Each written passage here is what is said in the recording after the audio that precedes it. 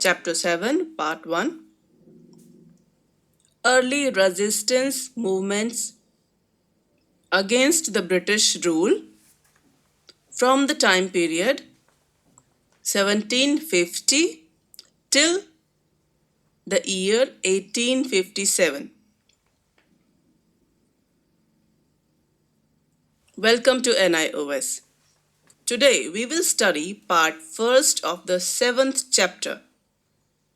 The chapter's name is Popular Resistance Movement Against the British Rule. Our topic for today is Early resistance movements against British rule from the time period year 1750 till the year 1857. This is a very interesting topic of modern Indian history. I hope you will enjoy watching this video. Dear learners, do you know that our country India was ruled by Britain for almost 200 years? A long struggle for freedom was started by the people of India that led to the end of the British rule and independence of India in the year 1947. However, the people of India opposed the foreign rule right from the beginning. People in different parts of the country rebelled against the British rule. Now let us begin by understanding the meaning of the word resistance movements.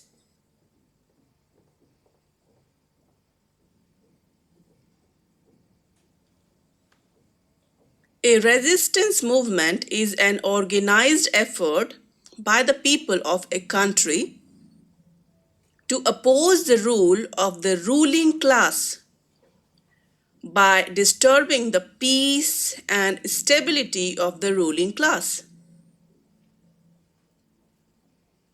First, let us understand why people resist or oppose. People resist when they feel that their rights are being taken away. This means that all resistance movements are against some kind of exploitation. Learners, let us now study the causes of these popular resistance movements.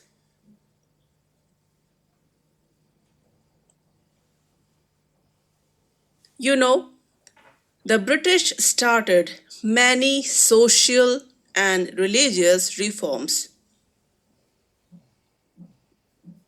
and Indians considered it as an attack on their religion. Let us try to understand this with the help of few examples. The Hindu Widow Remarriage Act was passed due to the efforts of Indian social reformer whose name was Ishwar Chandra Vidyasagar in the year 1856. This allowed the remarriage of Hindu women who had become widow. Widow is a female whose husband had died.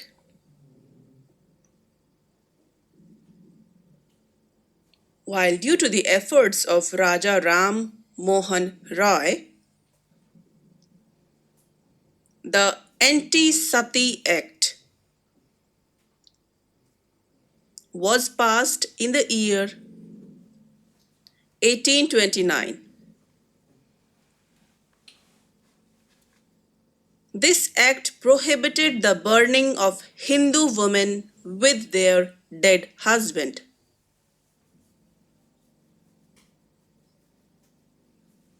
The Indians could not understand the value of these social reforms at that time and saw them as a conspiracy to convert them into Christianity.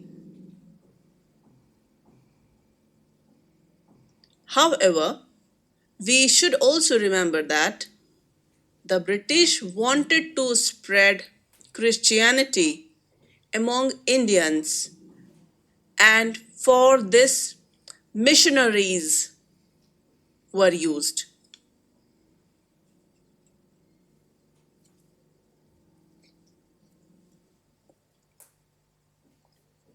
The local rulers were removed by the British by force.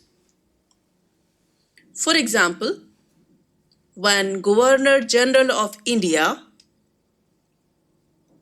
whose name was Warren Hastings, when Warren Hastings attacked Banaras and imprisoned King Chait Singh to give him money and army. The people of Banaras rebelled.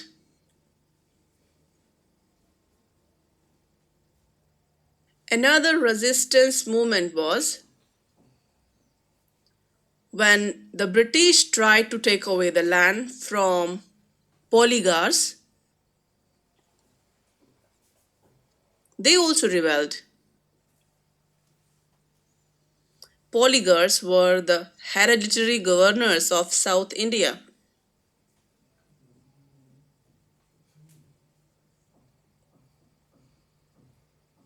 In short, we can say that the resistance movements were started by rulers who had been removed by the British and tribal people whose lands and forests had been taken away by the foreigners,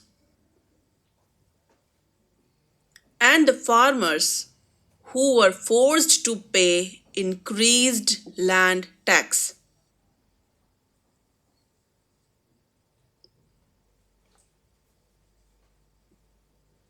Learners, during the Mappila Rebellion,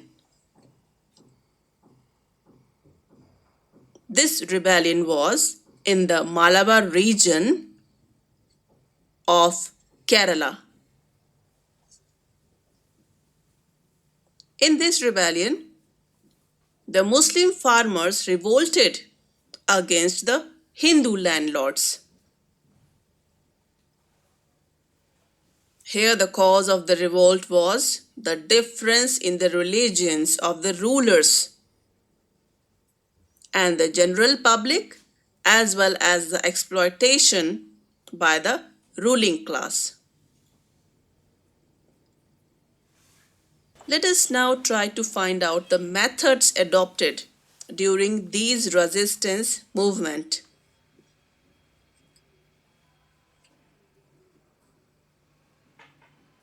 Violence was the most common feature of these resistance movements.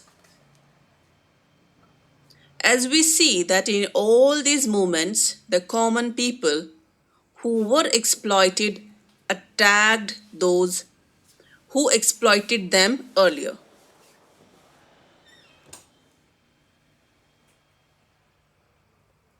Do you know who were the people who exploited the common people?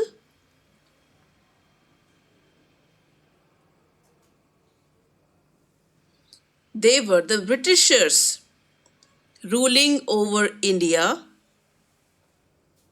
or the zamindars,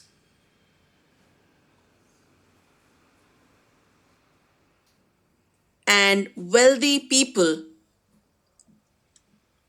or the moneylenders people.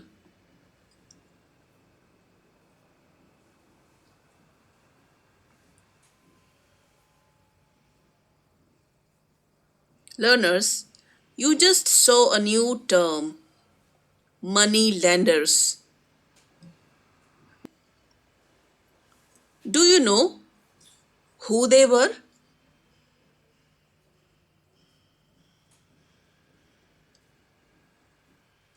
The British increased the demand of land tax from the farmers.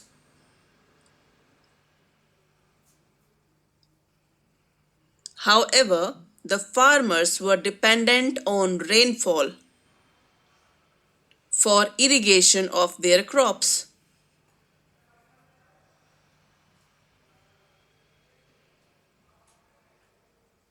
During those years when there was good rainfall,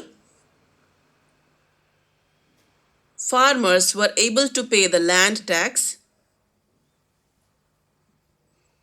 but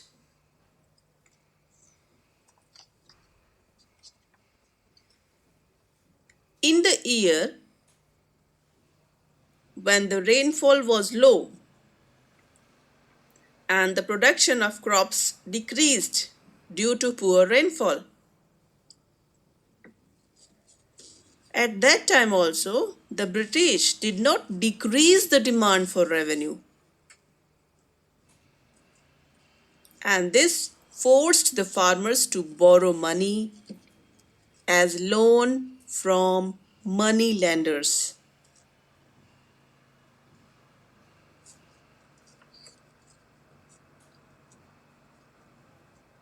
These people charged very high rates of interest from the farmers.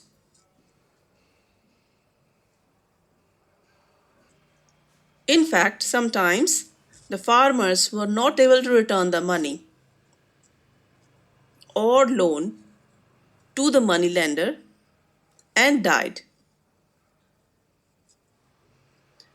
And do you know, after their death, their children had to pay the money. And in this way, the cruel system continued from one generation to the other. Learners, it is important to understand that the main aim of the British was to get as much income as possible from the farmers by increasing revenue or the land tax from them.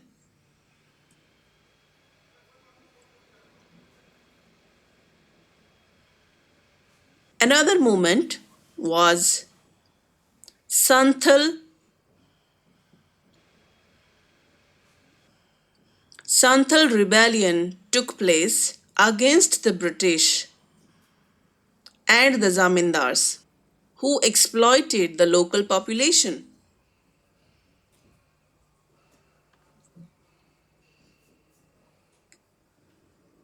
This rebellion took place in the modern Jharkhand state of India.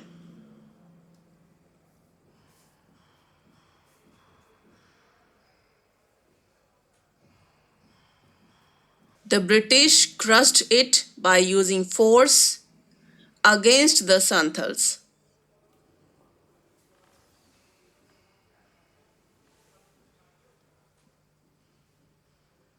On your TV screen, you can see the images of Sidhu and Kanhu.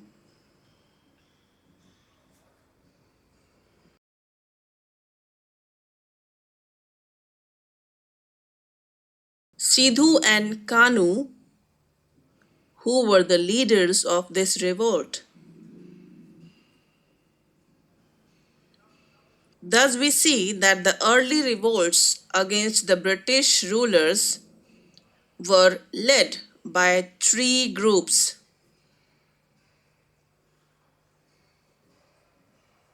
The first group was farmers, the second group of people was tribal people,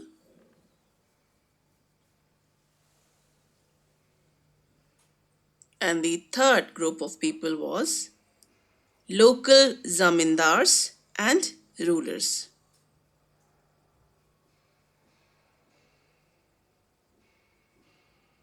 The cause of rebellions by all these groups was the same.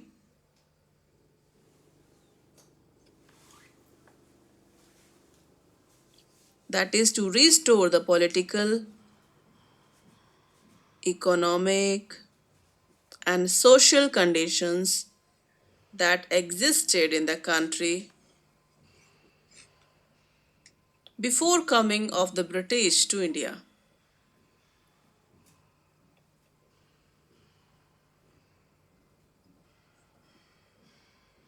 Let us one by one try to understand the reasons that forced each group to oppose the British rule in the country.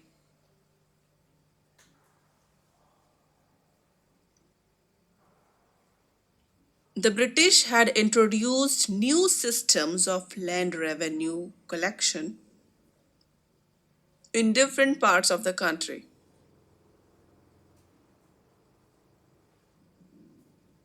For example, permanent settlement and Mahalwari settlement, or its other name is Mahalwari system, and Ryotwari system.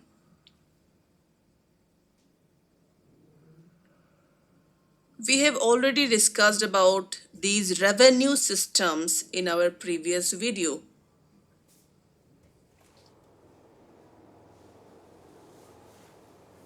And we have already seen that even in the case of crop failure, when there is no rain and there is no crop, the British did not reduce the demand of land tax.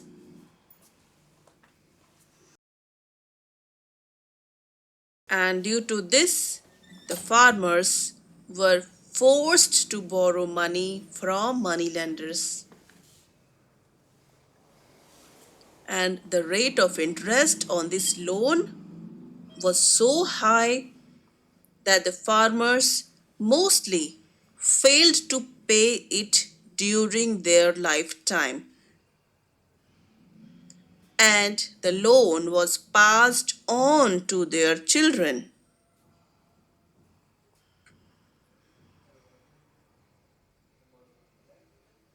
Thus, the farmers were exploited by British and zamindars and also by the money lenders.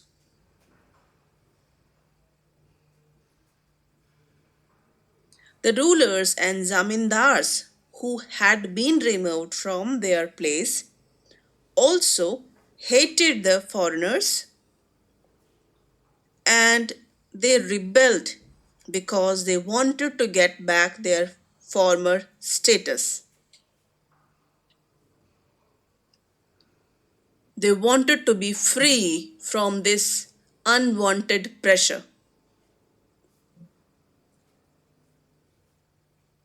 The tribal people rebelled against the British rulers because of the few reasons. Now we are going to discuss those reasons. The first reason was the non-tribal people started increasing agriculture area by occupying the forests.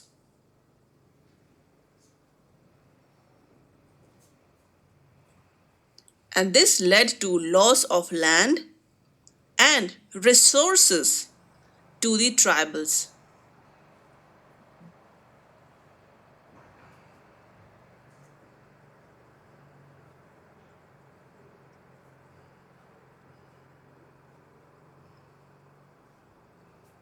The second reason was demand for wood increased with the construction of railways in India.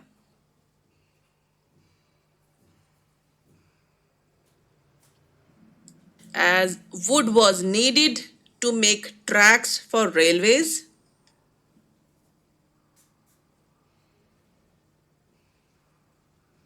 The British government completely controlled the forests.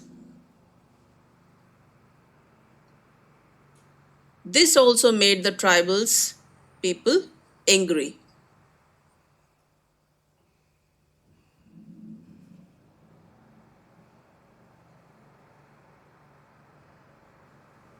The third reason was, with more and more non-tribals people coming and settling in forests,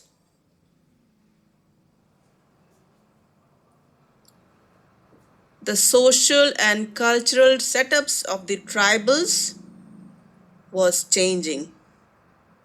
It changed a lot. This also became the reason that tribal people rebelled against the British rulers.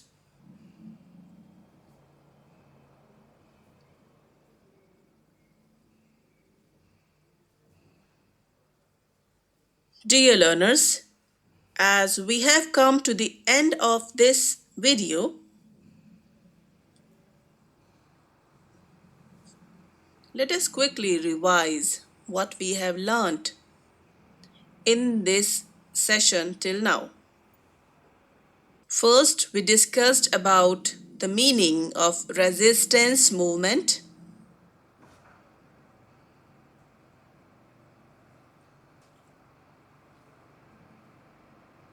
Second, we discussed about the causes of resistance movements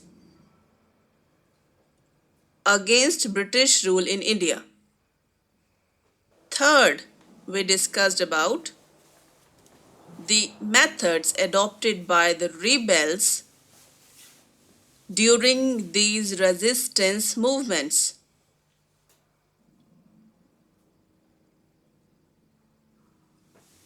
Fourth, we discussed about the explanation of the problems faced by different groups against the foreign rule.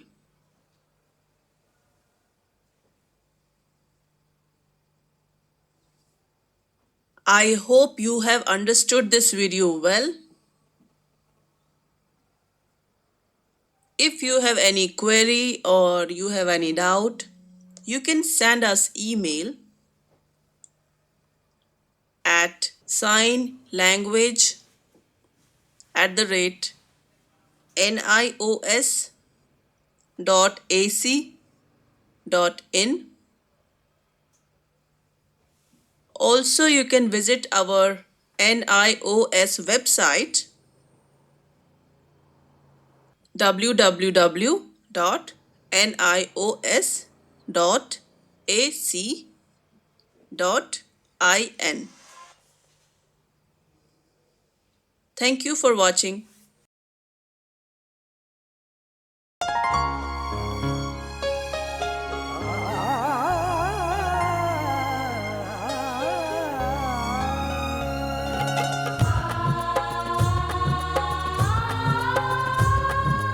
जीवन ये प्रकाशित करने, राहों को आलोकित करने, हम अपना दीपक स्वयं बने, हम अपना रास्ता स्वयं चुने।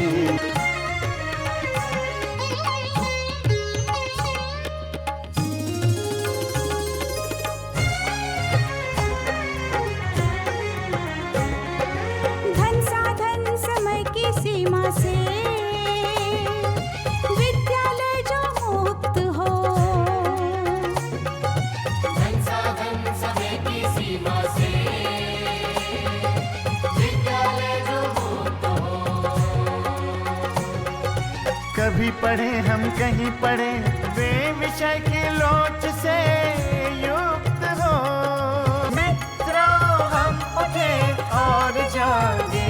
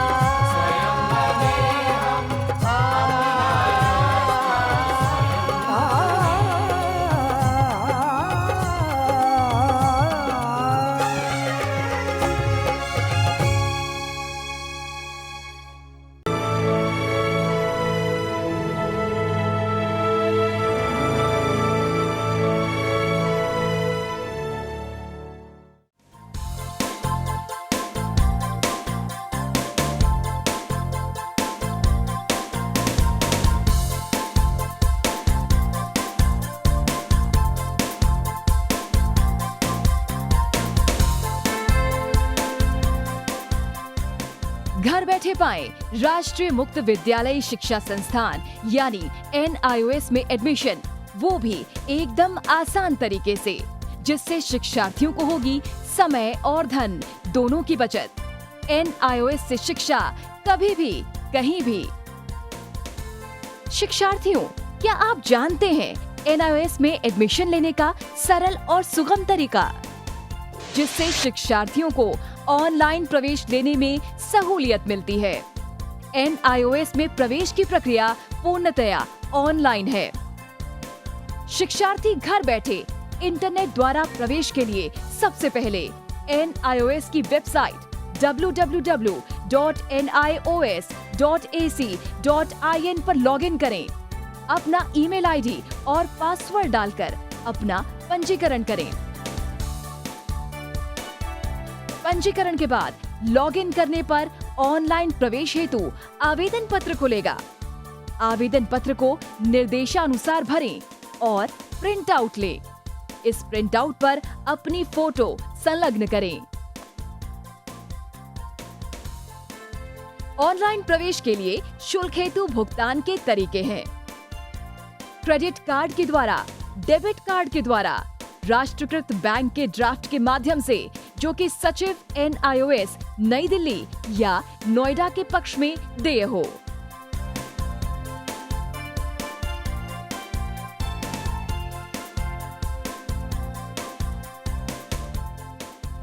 भरे हुए आवेदन पत्र के साथ साथ डिमांड ड्राफ्ट और संलग्न किए जाने वाले दस्तावेज हैं जन्म रजिस्ट्रार के जिला कार्यालय से जारी जन्म प्रमाण पत्र की सत्यापित प्रति, जिसमें जन्म तिथि अंकित हो, पिछले विद्यालय से प्राप्त विद्यालय छोड़ने का प्रमाण पत्र जिसमें आवेदक की जन्म तिथि लिखी हो। प्रवेश फॉर्म का प्रिंट आउट NIOS के संबद्ध क्षेत्रीय केंद्रों पर 10 दिनों में पहुंच जाना चाहिए, अन्यथा उचित दस्तावेज न लगे होने पर आवेदन फॉर्म रद्द किया जा सकता है। प्रवेश प्रक्रिया की पुष्टि होने के बाद शिक्षार्थियों को परिचय पत्र व अध्ययन सामग्री डाक द्वारा तुरंत पहुंचाई जाती है। ऑनलाइन प्रवेश एक बहुत ही सुगम और सुविधाजनक प्रवेश प्रणाली है। Online on time for safe and secure admission.